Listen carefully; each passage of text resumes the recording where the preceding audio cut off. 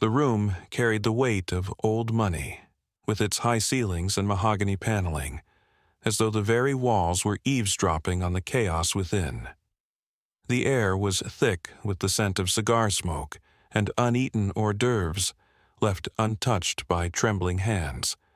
Family members who only ever gathered for carefully orchestrated holiday dinners or meticulously curated celebrations now filled the grand drawing room, their faces pale and taut. Elias Hartman, the indomitable patriarch, the man who had clawed his way from nothing after the war to build an empire that sprawled across industries, was dead. Not in the slow, predictable way men of his age often succumbed, but suddenly, shockingly, in a manner that demanded answers. And answers were in short supply. Rumors were already swirling, faster than anyone could put them down. Heart attack, poisoning, foul play, each theory more sinister than the last. His death had left a vacuum, not just of power, but of certainty. Elias had been the anchor of the Hartman name, a symbol of stability in a world that seemed to shift beneath their feet after every passing decade. Without him, the foundation felt cracked, and for the first time, the vultures, both literal and figurative, circled overhead. At the head of the room, the family lawyer, Mr. Harrow, stood like a reluctant executioner, his hands clutching a thick folder that held the keys to a future no one in the room was prepared for. The Hartman siblings, Daniel, the eldest and Elias's intended heir, Victoria, the sharp-tongued socialite, and Peter, the youngest, whose reckless spending had always been a sore point. All sat in a tense row, their gazes bouncing between one another like ticking time bombs. And then there was Evelyn, the eldest grandchild and Elias's shadow, who had been closer to him than even his own children. She sat apart, her arms crossed tightly, her expression unreadable but her eyes blazing with a storm that threatened to escape. The moment had arrived. Harrow cleared his throat, the sound reverberating through the room like a gunshot. Ladies and gentlemen, thank you for gathering on such short notice. I know this is a difficult time for all of you. Difficult? The word felt absurdly small for what was happening.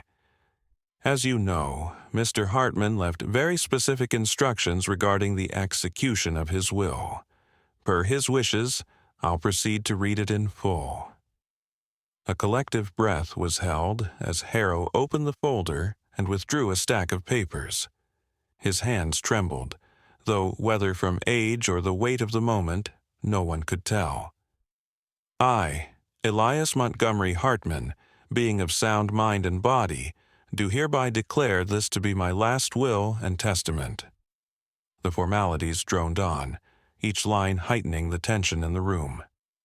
The Hartmans were not strangers to inheritance or its implications, but this time something felt different. Ominous. The initial allocations were unsurprising. A trust for the grandchildren, minor gifts to distant relatives and staff. But when Harrow reached the portion concerning the bulk of Elias's estate, the air grew thick enough to choke on. To my son, Daniel Hartman, I leave control of Hartman Holdings, contingent upon— Harrow hesitated, his voice faltering, contingent upon his ability to work alongside the executor of my estate, Miss Eliza Crane. The name fell like a grenade, its detonation immediate and all-encompassing. "Who the hell is Eliza Crane?" Daniel's voice, always so measured and authoritative, cracked with disbelief. Harrow didn't answer. He didn't have to. The sound of heels clicking against the marble floor turned every head toward the doorway. There she stood, a woman draped in black from head to toe, a lace veil obscuring her face but failing to hide the confidence in her stride. She moved with a calm authority, as though she belonged here, as though she had always belonged. "I am Eliza Crane," she said, her voice smooth as silk, but with an undercurrent of steel. and I was Elias Hartman's wife.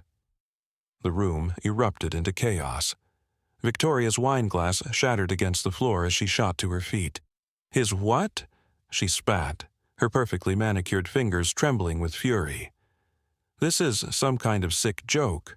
Evelyn's eyes narrowed, her sharp mind already piecing together fragments of conversations and moments she'd dismissed before. Peter, ever the instigator, leaned back with a smirk, the wheels of mischief already turning. But it was Daniel who commanded the room's attention, his voice cutting through the cacophony like a blade. "You're lying. My father would never—" His words faltered as he glanced at Harrow, desperate for confirmation. Harrow cleared his throat again, the flush creeping up his neck. "Mr. Hartman and Ms. Crane were legally married 2 years ago. I have the documentation here." He held up a notarized certificate as though it were a shield against the fury blazing in Daniel's eyes. 2 years? Victoria scoffed. 2 years and not a word? Not a photo? Not even a mention? Do you expect us to believe that?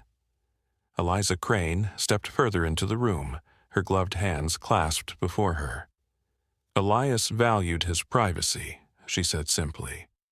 "Our relationship was unconventional, perhaps, but no less real." "Unconventional?" Evelyn's voice cut through, low and measured, but with an edge that hinted at the fire beneath. "That's an interesting word for what this looks like. Convenient might be more accurate." Eliza turned to her, and for a moment the veil shifted just enough to reveal the faintest curve of a smile. "You must be Evelyn," she said. "Elias spoke of you often. He said you were the only one in this family with any sense." The jab landed, sparking a fresh round of outrage, but Evelyn didn't flinch. She leaned back in her chair, her sharp gaze locked onto Eliza like a predator sizing up its prey. "I'll take that as a compliment," she said coolly. "But don't mistake my intelligence for naivety. Whatever game you think you're playing here, you've already lost." Eliza's smile widened. "We'll see." As the argument spiraled into chaos, Harrow raised his hands, his voice strained but firm. "Enough. This is not the time or place for—" He paused, glancing nervously at Eliza. "For accusations.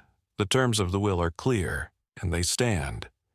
If you wish to contest them, you'll have to do so legally."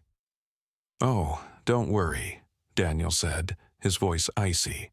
"We will." But even as the room buzzed with threats and indignation, one thing was clear. Eliza Crane had set foot in their world with a purpose, and she wasn't leaving without a fight. As secrets and alliances began to unravel, it was only a matter of time before the truth behind Elias Hartman's death and his final cryptic decision came to light. And by then, it might be too late for any of them to escape the inheritance trap. The following day, as the Hartman family nursed their collective fury and confusion, Evelyn found herself restless. The events of the previous evening played on a loop in her mind, each word and glance from Eliza Crane twisting like a knife. The pieces didn't fit, and Evelyn had never been one to leave a puzzle unsolved. That's when the idea struck her. Hercule Poirot. The famed Belgian detective had been making waves in the elite circles of New York society, solving cases that seemed impossible to unravel. Evelyn had met him once at a gala. A brief introduction, but one that left an impression. He was meticulous, sharp, and above all, discreet. If anyone could uncover the truth about Eliza Crane and the circumstances of her grandfather's death, it was Poirot. Evelyn wasted no time. By mid-afternoon, she was seated in a modest but impeccably organized office in the heart of Manhattan. Poirot sat across from her, his small, rotund figure almost swallowed by the grand chair, but his piercing gray eyes left no room for doubt about his presence. He listened intently as Evelyn recounted the events, his fingers steepled, and his famous mustache twitching as she spoke. "Monsieur Poirot," Evelyn concluded, her voice steady but imploring. "Something about all of this feels wrong. My grandfather's death, this sudden will, Eliza Crane, it doesn't add up. I need your help to find the truth." Poirot leaned back, his gaze never leaving hers. "Mademoiselle, you have painted a picture most intriguing," he said, his French-accented voice calm but deliberate. "A family divided, a fortune at stake, and a mysterious widow who appears from the shadows. It is a story full of the passions and the betrayals, no? But tell me, what do you seek? Justice, revenge, or merely the assurance that you are correct?" Evelyn hesitated, the question catching her off guard. "I want the truth," she said finally, "whatever it may be." Poirot's eyes softened, and he nodded. "Then, mademoiselle, I shall take your case. But you must understand, the truth is often like a blade. It cuts both ways. Are you prepared for what it may reveal?" Evelyn's jaw tightened, but she nodded. "I am." With that, Poirot stood, his movements deliberate as he retrieved his coat and hat. "Then let us begin. We shall start with the widow, this Eliza Crane. Her secrets will not remain hidden for long." As Evelyn followed him out of the office, a glimmer of hope sparked within her. The wheels were now in motion, and with Poirot's brilliance guiding the way, she was certain the truth would soon come to light. But she could not have anticipated the depth of the shadows they were about to uncover, or how close those shadows would come to consuming them all. The late afternoon sun filtered through the heavy drapes of the Hartman estate's drawing room, casting long, slanted shadows across the floor. Despite the grandeur of her surroundings, Eliza Crane appeared unnervingly at ease, her presence as polished as the fine china on the coffee table. Draped in a sleek black dress that fit her like a second skin, she radiated an effortless elegance, her every movement deliberate and precise. Her gloved fingers toyed idly with the rim of a teacup, as though she had not just upended the lives of one of the city's most powerful families. Yet, beneath her poised exterior, Poirot saw cracks that no amount of charm could conceal. The family had been quick to scatter after the revelation of the will, each retreating to their corners to lick their wounds and plot their next moves. All except for Eliza. She had claimed her place in the center of the storm, as if daring anyone to challenge her. But she had not anticipated Hercule Poirot. "Madame Crane," Poirot began, his voice smooth and measured, carrying the faint lilt of his French accent. "You must forgive my curiosity, but I am a man who thrives on details. And your story, madame, it is, how shall we say, one of remarkable intrigue." Eliza's lips curved into a faint smile, her eyes, a striking shade of emerald, meeting Poirot's without hesitation. "I imagine it must be, Monsieur Poirot," she replied, her tone even. "Elias was a man of remarkable influence. It's only natural that his choices and his past would draw scrutiny." "Ah, but it is not Elias's past that fascinates me, madame. It is yours." Poirot leaned forward, his sharp gaze never leaving hers. "Tell me, how did you and Mr. Hartman come to meet?" She hesitated for the briefest moment, so fleeting that most would have missed it, but not Poirot. He caught the flicker of hesitation in her eyes, the subtle tension in her posture. "We met at a charity gala in Paris," she said smoothly. "I was working as an art dealer at the time, and Elias was looking to expand his collection. We found we had much in common." "An art dealer in Paris," Poirot repeated, nodding as though impressed. "How delightful. And yet, madame, I could not help but notice that your accent is not Parisian. It is, if I am not mistaken, American." Her smile didn't falter, but Poirot detected the faintest tightening of her jaw. "You're very perceptive, Monsieur Poirot. Yes, I was born in Chicago, but I've spent much of my life abroad. My work took me all over Europe." "Fascinating," Poirot said, steepling his fingers. "And yet, when I inquired with several galleries in Paris, none seemed to recall an art dealer by your name." The room seemed to grow colder, the silence heavy with tension. For the first time, Eliza's composure wavered.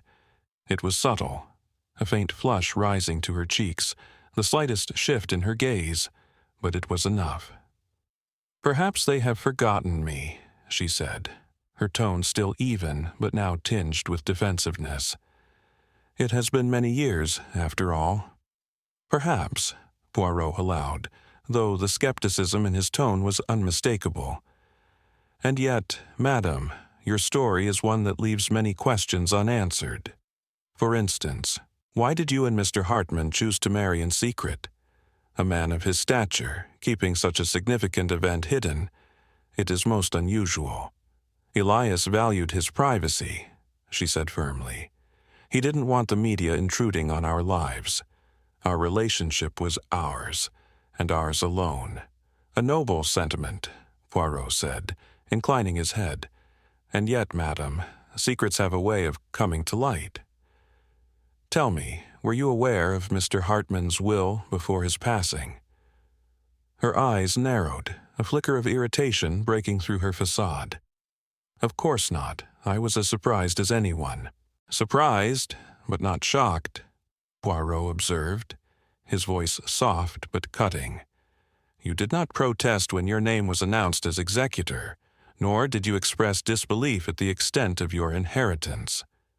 Most would have been overwhelmed, but you, madame, seemed prepared." "I'm not sure what you're implying, Monsieur Poirot," she said, her voice cooling. "But I assure you, I had no knowledge of Elias's intentions. I am simply honoring his wishes." "Ah, of course," Poirot said, leaning back with a small, enigmatic smile.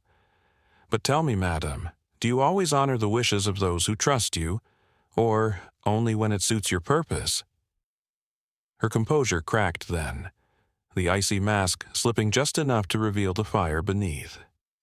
"I think this conversation has gone on long enough," she said, rising to her feet. "If you'll excuse me, I have other matters to attend to." "Of course, madame," Poirot said, rising as well and bowing slightly. "But do remember, the truth, it has a way of surfacing, no matter how deeply it is buried.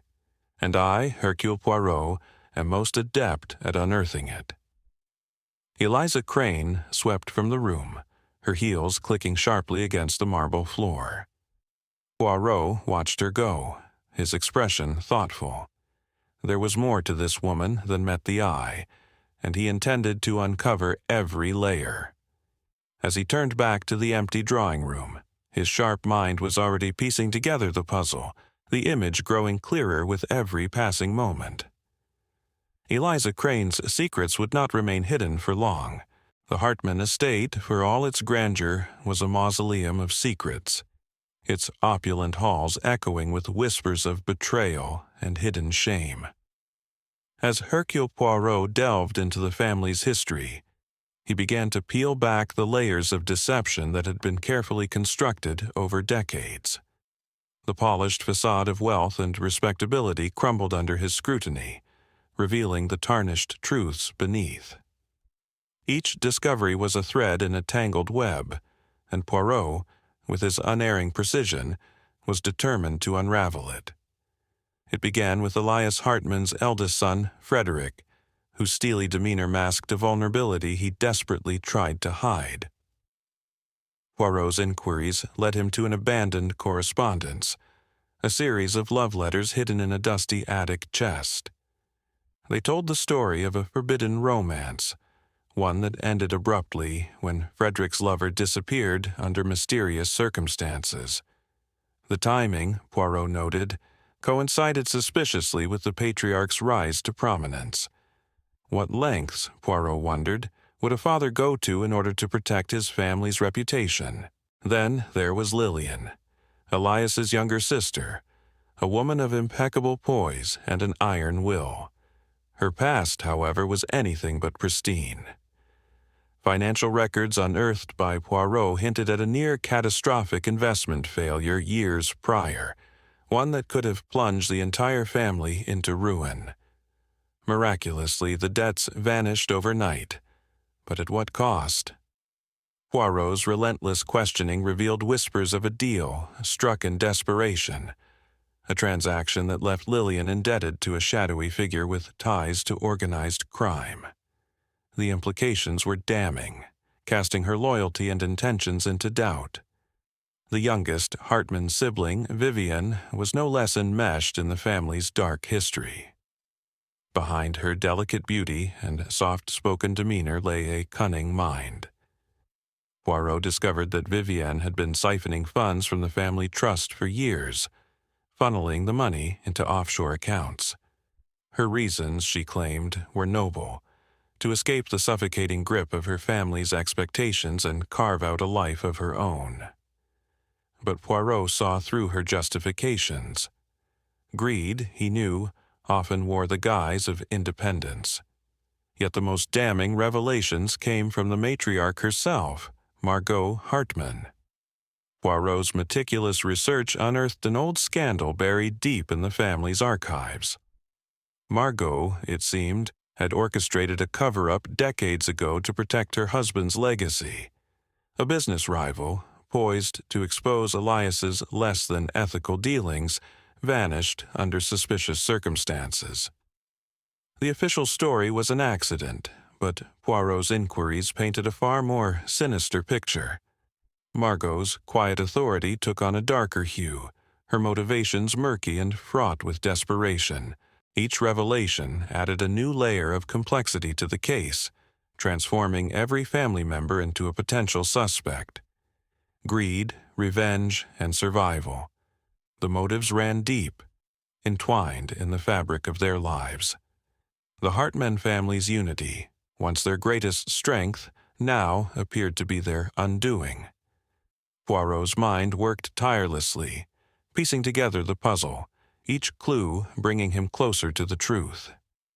In the shadows of their shared history lay the answers he sought, and Poirot, ever vigilant, would not rest until every secret and scandal was unveiled. The clock ticked louder than ever in the grand estate of the late patriarch. The chill of the evening set an eerie tone as Hercule Poirot, renowned for his ability to see through the veil of deception, carefully orchestrated the gathering of the family. There was no need for grand speeches, no need for dramatic gestures. He would let the truth speak for itself. The moment had arrived for the culmination of everything he had worked toward, every thread of suspicion that had slowly tightened around the widow and the family, every hidden motive that had been carefully hidden behind pleasant faces and polite words. Poirot knew that tonight would change everything. The truth, as it always does, had a way of finding its light. But the method through which Poirot would expose it was not just about revealing facts. It was about creating an environment where each person involved would have no choice but to confront the lies they had lived by for so long. As dusk fell over the sprawling estate, the family members began to arrive, unaware that they were about to be drawn into a web of revelations they never saw coming.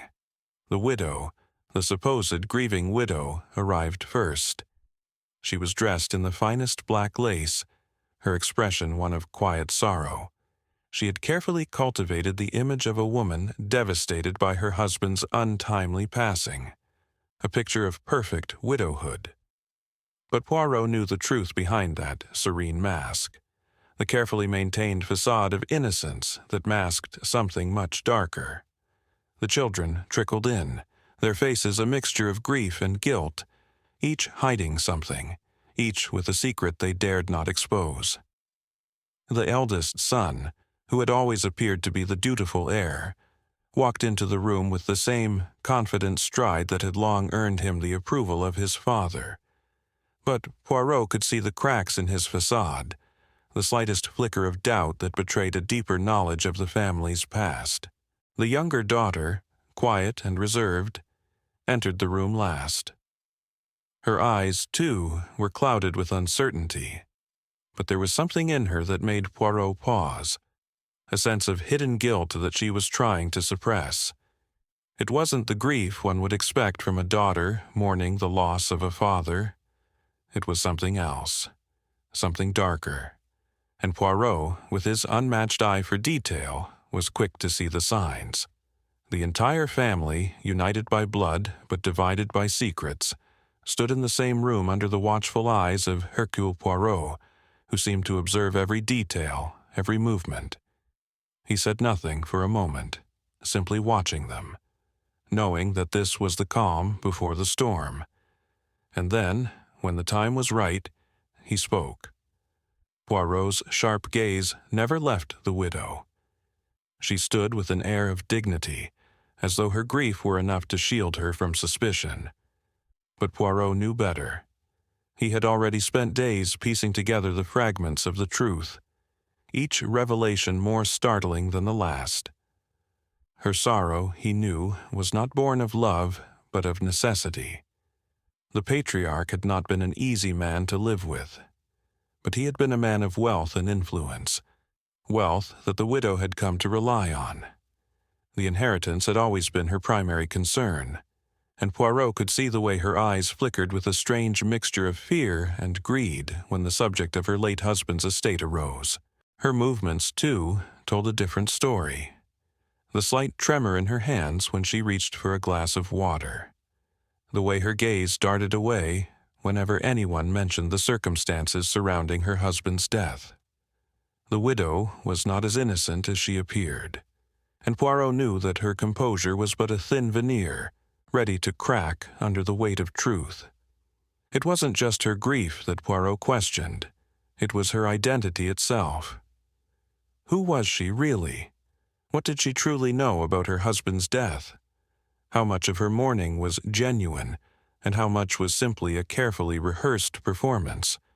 He had seen enough to know that the answers lay hidden beneath the surface of her grief, buried deep within the dark corners of her past.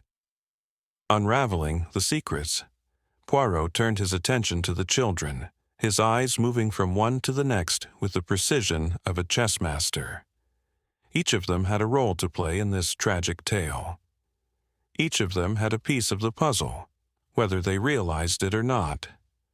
The eldest son, always so eager to step into his father's shoes, seemed to be the one who had the most to lose. He had inherited his father's ambition and drive, traits that had served him well in the business world. But there was something off about him, something in his eyes that told Poirot he knew more than he was willing to admit. He had always been the perfect son, the one who had everything going for him. But had he been involved in his father's death? Had he played a part in orchestrating the circumstances that led to it? The younger daughter, by contrast, was a mystery wrapped in silence.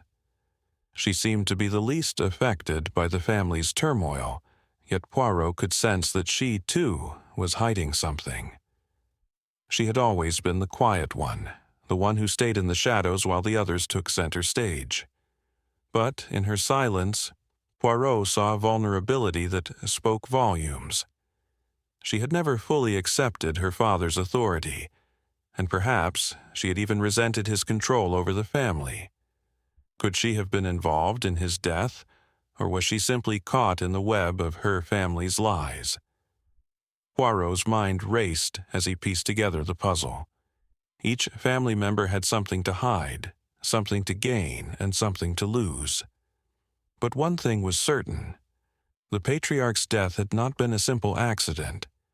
It had been a carefully planned scheme, and the widow, as well as her children, were all entangled in it. With the tension mounting in the room, Poirot turned his gaze back to the widow. He could feel the weight of the moment pressing on him. This was it. This was the moment when everything would be revealed. His voice, calm and measured, cut through the silence like a knife. "It is time, madame," Poirot said softly, his eyes never leaving hers. "The truth must be told."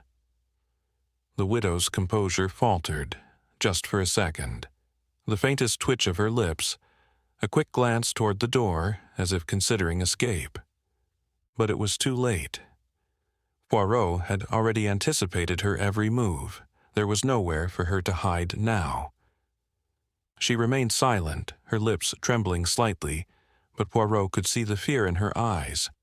Fear not for herself, but for the truth that was about to come out. Poirot leaned forward slightly, the intensity of his gaze never wavering. "You are not who you claim to be, madame," Poirot continued, his voice steady but filled with authority. "Your past is a shadow you cannot outrun." The widow's face drained of color as the truth began to unravel.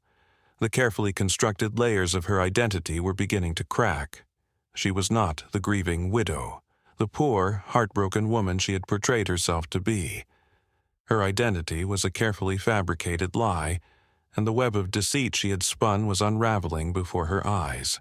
"Your name is not what you claim it to be," Poirot went on, his voice unwavering. "And you were not as innocent as you led everyone to believe. You had a plan to inherit everything, no matter the cost." A gasp rippled through the room. The children, who had been silently watching, now turned their gaze toward their mother. The shock was evident on their faces. They had always trusted her. They had believed in her sorrow, in her grief. But now they were forced to confront the truth. The widow's eyes filled with tears, but they were not tears of sorrow. They were tears of fear, of desperation. She had been caught in her own web, and there was no way out. With the widow's secret laid bare, Poirot turned his attention to the rest of the family. The children, their faces pale with shock, looked to their mother, then to each other. The room was heavy with the weight of their collective guilt. "Each of you," Poirot said, his voice now ringing with the sharpness of revelation, "had a part to play. You knew more than you cared to admit, and now you must face the consequences of your actions." The eldest son stepped forward, his jaw clenched in defiance. "You can't prove anything," he muttered. But Poirot's gaze silenced him. "I do not need to prove anything," Poirot replied coldly. "The truth is plain for all to see." The younger daughter, who had been standing in the shadows, now stepped forward, her face a mixture of fear and regret. "I didn't want this," she whispered, her voice barely audible. "But I was afraid." The room was filled with a tense silence, as Poirot allowed the family to come to terms with the truth. The widow, her carefully constructed facade shattered, now stood exposed. The family, once united in their lies, was now torn apart by the truth. There was no going back. The shocking plot behind the patriarch's death had been laid bare for all to see, and in the quiet aftermath, as the family faced the consequences of their actions, Poirot stood as the calm observer, knowing that justice had been served. But there was one more thing to be done, one final act that would bring closure to the case and to the family's tragic tale. The atmosphere in the room had shifted. No longer was it filled with the stifled tension of secrets ready to burst. Now it was filled with a palpable sense of inevitability. The widow's feigned composure had crumbled entirely, her calculated silence shattered by the explosive truth. The family, once united by blood but divided by guilt, stood frozen in shock and disbelief as Hercule Poirot, calm and composed as ever, continued to unravel the final threads of the mystery. The air was thick with the weight of revelation, each word from Poirot cutting through the silence like a blade. With the widow's deception now exposed, Poirot turned his keen eyes to the family members who had been swept up in the storm of lies and greed. The eldest son, who had always projected the image of the dutiful heir, was now visibly trembling. His eyes darted nervously from one person to the next, as if trying to gauge whether they would side with him or condemn him. his father's death, the inheritance, the carefully laid plans to secure his place as the next patriarch, everything was now on the line. The tension in the room was suffocating, but Poirot had already seen through him. The eldest son had played a pivotal role in orchestrating the series of events that had led to his father's untimely demise, but he was not the true mastermind. The real culprit, hidden in plain sight, was someone far more elusive. As the final piece of the puzzle slid into place, Poirot turned his attention to the quiet daughter, whose silence had always stood in stark contrast to her siblings' louder personalities. She had spent her life in the shadows, never quite fitting in, never quite participating in the family drama that had swirled around them. But she had been the one to pull the strings behind the scenes, manipulating her mother, instigating the slow unraveling of the family fortune, and, in the end, pushing the widow to go to drastic lengths to secure the inheritance that would make her the true heir. As Poirot exposed the final layer of deception, the younger daughter's carefully crafted mask shattered. Her face, pale and drawn, revealed the haunting truth. The quiet, docile figure who had been content to observe had been the one driving the family's darkest schemes all along. Her motivations were complex, born of resentment, jealousy, and an unrelenting desire for control. She had watched her father's growing weakness, his diminishing hold over the family, and she had seized the opportunity to claim what she believed was rightfully hers. But now, as Poirot's revelations unfolded, it became clear that her ambitions had pushed her too far.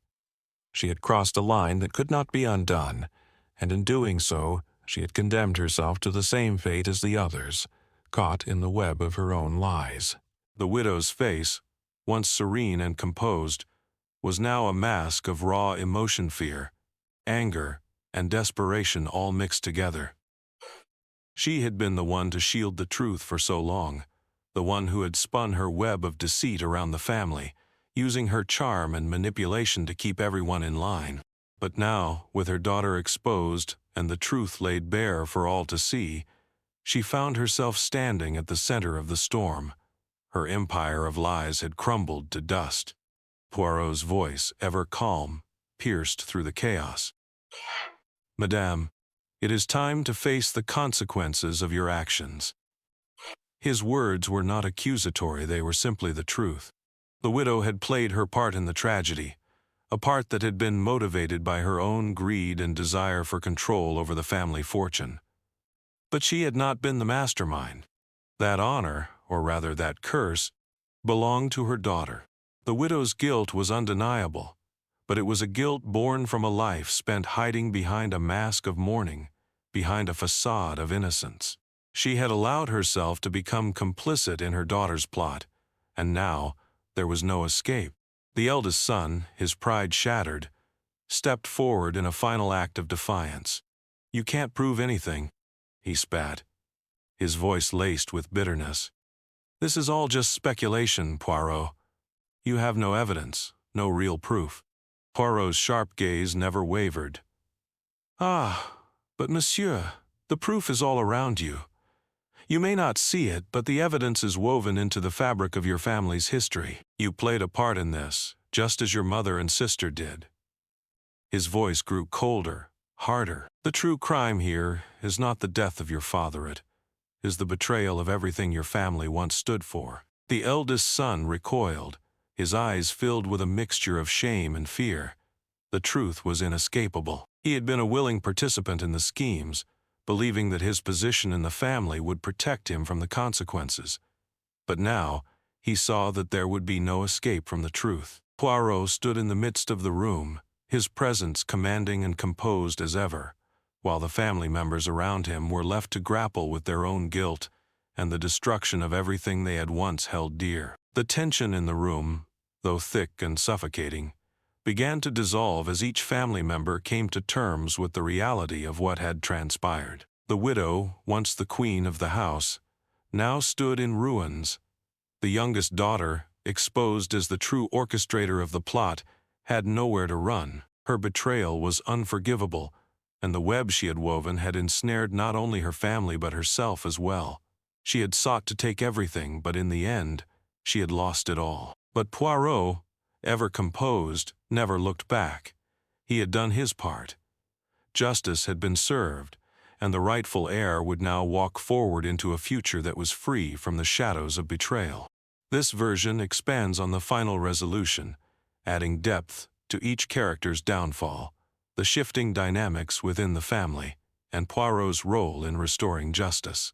The tension remains high throughout as the family is forced to face their actions, leading to a gripping, emotional conclusion. At the heart of this story are three powerful themes that not only drive the plot, but also explore the complexities of human nature and the consequences of our choices. Through the eyes of Hercule Poirot, these themes unfold with precision and clarity, revealing the deep conflict between personal ambition, family ties, and the pursuit of justice. 1. Greed and its corrupting influence. Greed, often masked as ambition or desire for control, is the silent force that propels the characters toward their ultimate downfall. The story presents how a single desire for wealth and power can distort even the most well-intentioned individuals. What begins as a simple desire for inheritance soon spirals into an all-consuming obsession, infecting the family members and turning them against each other. The widow's manipulation, the eldest son's blind pursuit of status, and the youngest daughter's jealousy all stem from this corrupting force of greed. In their attempts to secure what they believe is rightfully theirs, they lose sight of loyalty, honor, and family unity, showing how greed can blind people to everything else in their lives. 2. Family loyalty versus personal gain. At its core, this is a story about the conflict between loyalty to one's family and the temptation of personal gain. The family, once bound by love and respect, begins to fracture as each member is driven by their own desires. The widow's facade of grief hides a deeper need to claim the inheritance, while the children's motives diverge, with some seeking to benefit from their father's death, and others torn between their moral compass and the pressure of family expectations. The betrayal that slowly unravels among them challenges the very essence of family loyalty. The story asks whether true loyalty can survive in the face of personal gain, and how fragile these bonds are when the lure of wealth and power enters the equation. 3. Justice and the sharp intellect of Poirot. Amidst the chaos of greed and betrayal, Hercule Poirot stands as the embodiment of justice. With his unparalleled intellect, Poirot not only solves the mystery but also restores balance and order. Through careful observation and reasoning, Poirot peels away the layers of deceit, exposing the truth in a way that no one else could. His calm demeanor contrasts with the emotional turbulence around him, as he remains detached from the corruption that consumes the family. Poirot's ability to see through the lies and manipulations is a testament to the power of logic and reason, and his pursuit of justice is a reminder that, even in a world tainted by greed, the truth always has a way of revealing itself. His intellectual sharpness is not just about solving crimes, but about providing a moral compass, showing that justice, when served with integrity, can bring resolution, even if it comes at the cost of personal sacrifice. Story purpose and what it conveys. At its heart, this story serves as a reflection on human nature, how greed can tear apart even the closest relationships, how personal desires can overpower family loyalty, and how justice, when pursued with clarity and integrity, has the power to restore balance. Through the sharp intellect of Poirot, the narrative challenges us to consider how far we would go for personal gain and what price we are willing to pay for our action. The resolution brings a deeper understanding of the consequences of betrayal, showing that while personal ambition may lead to temporary success, it is loyalty, truth, and justice that ultimately triumph. This story serves not only as a gripping mystery but as a cautionary tale, reminding us that true justice and family unity come from within, not from the wealth or status that one might seek to claim at any cost.